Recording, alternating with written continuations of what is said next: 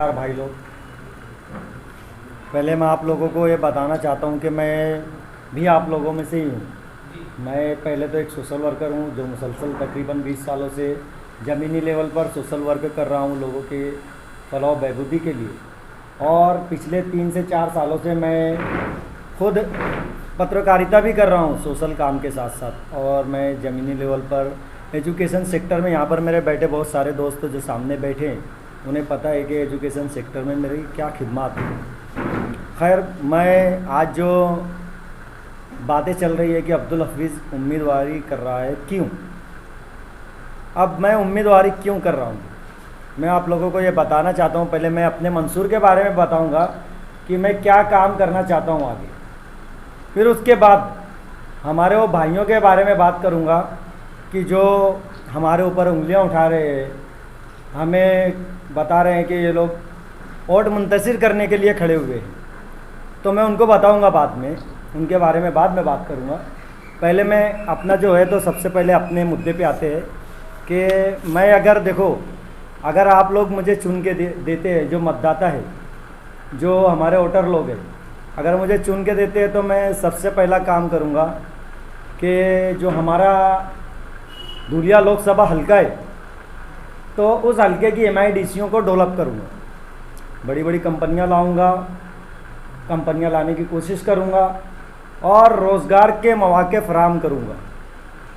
उसके बाद मेरा अगला मुद्दा है भ्रष्टाचार जो कर रहे हैं, चाहे वो अधिकारी हो या कोई नेता पुडारी हो या कोई पूंजीपति हो, कोई बिजनेसमैन हो। क्योंकि ये जो वो देश का ख़जाना है, देश का जो पैसा है, वो गरीब आवाम की मेहनत का, गाड़ी मेहनत की कमाई का पैसा है, किसी के बाप का पैसा नहीं है ये। तो मैं जो लोग जिन्होंने भी देश का पैसा लूटा है, मैं उनकी कॉलर पकड़कर पब्लिक के सामने लाऊंगा और उनसे वापस पैसा लेकर देश के ख़जाने में डालूंगा। मेरा दूसरा मुद्दा ये है। मेरा तीसरा मुद्दा ये है कि जो हमारा एक काम पेंडिंग है धुलिया मनमाड़ इंदौर रेलवे लाइन का, तो ये रेलवे लाइन धुलिया मनमाड़ और इंदौर नहीं होगी। ये रेलवे लाइन इंशाअल्लाह, मैं अगर बैठता हूँ, मैं अगर मनसबे इक़्तिदार आता हूँ, मैं कुर्सी पर बैठता हूँ, तो मैं ये जो मुद्दा होगा मेरा, तो वो मालेगांव उसमें ऐड होगा। धुलिया, मालेगांव, मनमाड़ और इंदौर होगा वो। इंशाअल्लाह मैं कोशिश करूँगा ये भी। उसके अलावा जो है तो अपने जो लोकसभा हल्के में जो गौर गरीब लोग हैं, तो गवर्नमेंट की स्कीम के ज़रिए मैं उनको घर फराहम करूँगा और ढूंढ ढूंढ कर गरीबों को घर दूंगा इंशाअल्लाह। उसके अलावा हर अपने हल्के के लोगों को मैं शमसी तवानाई के ज़रिए, जिसको हम सूर्य ऊर्जा बोलते हैं, मैं इंशाअल्लाह बिजली उनको मुफ्त देने का ये भी मेरा प्लान है। सिर्फ बात इतनी है कि मतदाता मुझे एक बार मौका दे। इसके अलावा मालेगांव, धुलिया और 4 बड़े जो आसपास के गांव हैं, तो उसमें मैं मुकाबला जाती इम्तिहानात के लिए एक स्टडी सेंटर कायम करूंगा। और उस स्टडी सेंटर के अंदर सिर्फ मतलब पढ़ाई का निज़ाम नहीं होगा, वहाँ पर खाना रहना दोनों नज़्म करूँगा मैं गरीब तुलबाओं के लिए। उसके अलावा उसके बाद जो है तो हर गांव के लिए मैं जो है फ़िल्टर प्लांट उभारूँगा, फ़िल्टर प्लांट लगाऊंगा हर गांव के लिए। क्योंकि देखो, आप लोगों को पता है कि आज पानी की वजह से कितनी बीमारियां फैल रही है। अगर पानी सही नहीं मिलता है तो हमारी सेहत पर कितने मुज़िर असरात पड़ते हैं, ये आप लोगों को पता है। तो इसलिए मैं पानी का माकूल इंतज़ाम करूँगा। उसके बाद जो है हमारे देश में आप लोगों को पता है कैसा माहौल है, हर तरफ नफ़रतें हैं, दंगा फसाद का माहौल है और डराने धमकाने का दौर है और सोशल मीडिया के ऊपर नफ़रतें फैलाने का दौर है। आज सोशल मीडिया के ऊपर आप जब भी हम लोग देखते हैं, ट्विटर खोलते हैं, फेसबुक खोलते हैं, तो कुछ ऐसे नफ़रत फैलाने वाले जो चिंटू लोग हैं, तो वो हमेशा किसी न किसी समाज को लेकर उल्टी सीधी कमेंट, उल्टी सीधे बातें करते हैं। तो ऐसे लोगों के ऊपर लगाम लगाने के लिए एक ख़ास कायदा संसद में मंजूर कराऊंगा और उनके ऊपर एक मजबूत, एक ठोस कार्रवाई कराऊंगा इंशाअल्लाह। और जो तालीम याफ्ता लोग हैं, हमारे बेरोज़गार हैं, तो उनके लिए कोशिश करूंगा तालीम तालीम याफ्ता लोगों के लिए नौकरी फराहम कराऊंगा इंशाल्लाह मैं। उसके बाद जो है तो जो किसान लोग हैं, तो किसान आज आपको मालूम है कि हमारे देश की रीढ़ की हड्डी है। उनको एक आम भाषा में बोलेंगे कि ये अन्नदाता है, मतलब अनाज प्रोवाइड करने वाले लोग हैं। तो उन लोगों की समस्याओं को मद्देनज़र रखते हुए किसान को बिजली, उनको बीज, उनको खाद इंशाअल्लाह सरकार की तरफ से मुफ्त कराऊंगा। ये भी मेरा एक उद्देश्य है। उसके बाद अगला उद्देश्य है कि आप लोगों को पता है कि दवाखानों के क्या हालात है। सरकारी योजना में बैठने के बाद आज मैं देखता हूँ कि दवाखानों में लाखों रुपया ऐड लिया जाता है पेशेंट के ज़रिए या उनके चंद दलालों के ज़रिए। पेशेंट से लाखों रुपया ऐंठते हैं, ये मैं देखता हूँ और मुझे बहुत इसका दुख है। तो इंशाल्लाह मैं जब अपने मनसब पर अगर बैठा, आप लोगों ने मौका दिया, तो मैं एक ऐसा हेल्पलाइन नंबर बनाऊंगा जो आसान होगा, एक आम व्यक्ति भी उसके ऊपर कॉल करके अपनी समस्या बता सकता है। और ऐसे जो भ्रष्ट जो दवा खाने वाले हैं तो उनके लिए एक ख़ास कानून बनवाऊंगा और उन पर कड़ी कार्रवाई कराऊंगा। उसके बाद जो है तो जो अपने सरकारी अस्पताल है, तो इंशाल्लाह मेरा प्लान में है कि जो सरकारी अस्पताल होते हैं तो उसको अपन मॉडर्न जो टेक्नोलॉजी है उससे लेस करेंगे। आप लोगों को या जो हमारी गरीब जनता है तो उसका कितना भी बड़ा और कैसा भी मामला हो तो वो हमारे सरकारी अस्पताल में उनका मुफ्त इलाज होगा। और जो इलाज आपको रिलायंस में मिलता है, जो इलाज आपको एम्स हॉस्पिटल में मिलता है, इंशाअल्लाह वो इलाज मैं सरकारी हॉस्पिटल में कराने की कोशिश करूँगा। वो सब चीज़ें मैं सरकारी हॉस्पिटल को प्रोवाइड करने की कोशिश करूँगा। उसके बाद जो हमारे सरकारी प्रॉपर्टीज़ है, आप लोगों को पता है कि पिछले 10 सालों में क्या हुआ है। सरकारी प्रॉपर्टीज़ जो है सब नीलाम होते चले गई है, आप लोगों को पता है। और भी बहुत सारी प्रॉपर्टीज़ नीलाम होने के दर पे है। तो मैं सरकारी जो इमलाक है, जो प्रॉपर्टी है, जो चीज़ें हैं, उन्हें नीलाम होने से रोकूंगा। और जो नीलाम हो चुकी है तो मैं कोशिश करूंगा कि उसको वापस देश के ख़जाने में या देश के उसमें अंडर में ला कर दूँ। इसके अलावा जो है तो आज एक बहुत बड़ा मसला है कि हमारी जो शरीयत के ऊपर आपको पता है कि बहुत आंच आ रही है। बातिल ताकतें जो है हमारे शरीयत के ख़िलाफ़, कभी 3 तलाक, कभी हिजाब या कभी कुछ और, इन सब चीज़ों को लेकर नए नए कानून ला रहे हैं हमारे सामने। और ये सिर्फ इसमें एक पार्टी मुलविस नहीं है। हम अगर इल्ज़ाम दें सिर्फ बीजेपी को तो ये शायद हमारी तंग नज़री है। इसमें जितना बीजेपी गुनहगार है उतना ही हमारे जो मुसलमानों की हमदर्द, हमनवा जिसे कहेंगे हम, जो तो वो कांग्रेस पार्टी भी उतनी ही मुलविस है उसमें। तो इंशाअल्लाह मैं तमाम शरीयत के ख़िलाफ़ जो कायदे बने हैं उसकी मुखालफत करूँगा, उसको नामंजूर करने की कोशिश करूँगा। उसके अलावा हमारे मस्जिद, मदरसे और दरसगाहों के तहफ़्फ़ुज़ के लिए एक बेहतरीन कानून मंजूर करवाऊँगा इंशाअल्लाह। उसके साथ हमारे जो वक्फ़ की जगह है, जो वक्फ़ के इमलाक है, तो उनके तहफ़्फ़ुज़ के लिए कोशिश करूँगा। और जो गैर कानूनी कब्ज़े है तो उसको इंशाअल्लाह मैं छुड़वा कर मुस्लिम वक्फ़ जो बोर्ड है उसके ताबे में दूँगा। इसके अलावा और भी बहुत सारी बातें हैं, लेकिन मुझे बातें और भी बहुत सारी करना है आप लोगों से।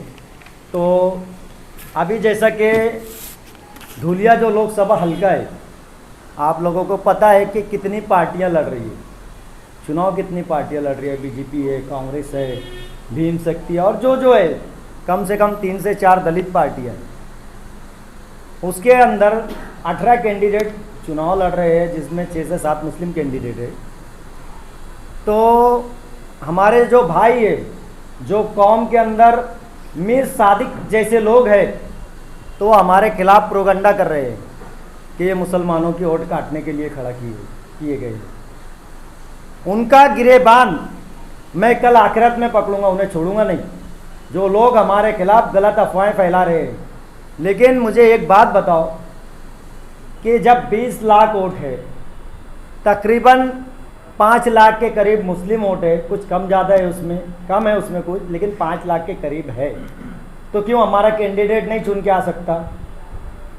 आप एक कैंडिडेट को समर्थन नहीं कर सकते, आप एक कैंडिडेट को चुनो ना।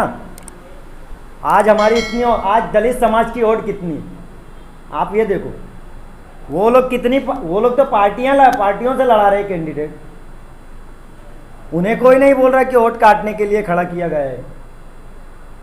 हमें ही क्यों? ये लोग जो है उलमा किराम के बयानात को तोड़ मरोड़ कर बता रहे हैं, ये बता रहे हैं कि उलमा किराम बोल रहे हैं कि कांग्रेस को वोट दे। मैंने मुलाकात किया उलमा किराम से, मुफ्तियान किराम से बात की है उनसे, मैंने उनसे सवाल किया कि क्या आपने बोला है ये जुमला कि कांग्रेस को वोट दो? तो सभी मुफ्तियान किराम का कहना है कि हमने ये नहीं कहा। फिर मैंने उनसे पूछा कि मुझे ये बताओ कि हुजूर अकरम सल्लल्लाहु अलैहि वसल्लम की क्या राय है औरत को सरबराही देने में, औरत को इक़्तिदार में लाने में, औरत को जिम्मेदार बनाने में। मैंने पूछा है उलमा किराम से, मुफ्तियान किराम से, तो उन्होंने कहा कि बिल्कुल भी अल्लाह के नबी इस बात को पसंद नहीं किया, और अल्लाह के नबी का फरमान है कि औरत को सरबराह मत बनाओ। जब वोट आपकी गवाही है, अच्छे इंसान को वोट देना ये एक गवाही है, तो फिर जब अल्लाह के नबी ने जिसको मना किया तो आप उसके बारे में उलमा का नाम लगाकर क्यों बोल रहे हो? मेरा सवाल है उन लोगों से जो बोल रहे हैं कि कांग्रेस को वोट देने के बारे में बोल रहे हैं। मैंने एक ऑडियो सुना मालेगांव की, उसमें हमें गद्दार बोला जा रहा है। अरे हमने क्या गद्दारी की?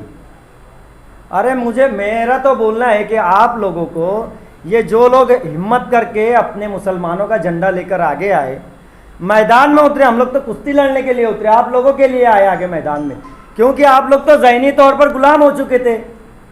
आप कांग्रेस के आगे तो जा ही नहीं सकते। जब हम लोगों ने झंडा थामा, हम लोग आगे आए, तो आप लोगों को तो हमें कंधे पे बैठाना चाहिए था कि हमने किसी का प्रेशर नहीं लिया, हम किसी की बात नहीं माने। उसके बाद हम हमारे कौम की, हमारे समाज की नुमाइंदगी कर रहे हैं। तो फिर ऐसा क्यों आप लोग एक होकर एक कैंडिडेट को वोट देकर के आप एक कैंडिडेट को चुन के ला नहीं सकते? मैं ये नहीं बोल रहा हूँ कि आप मुझे वोट करें पूरे मुसलमान मिलकर, आप ढूंढिए, हम जितने कैंडिडेट है उसमें से जो बेहतर हो उसको दो वोट। लेकिन आ सकता है, ये चांस है, क्योंकि आप देखिए, आप जो बोल रहे हैं कि मुस्लिम वोट मुंतशिर होंगे, ये गलतफहमी है। मुंतशिर तो आप लोग कर रहे हैं हमारी वोट, क्योंकि अगर हमारी वोट मुंतशिर नहीं होंगी तो मुस्लिम कैंडिडेट 100% चुनकर आएगा। क्योंकि देखो, जो बाकी की वोटें हैं।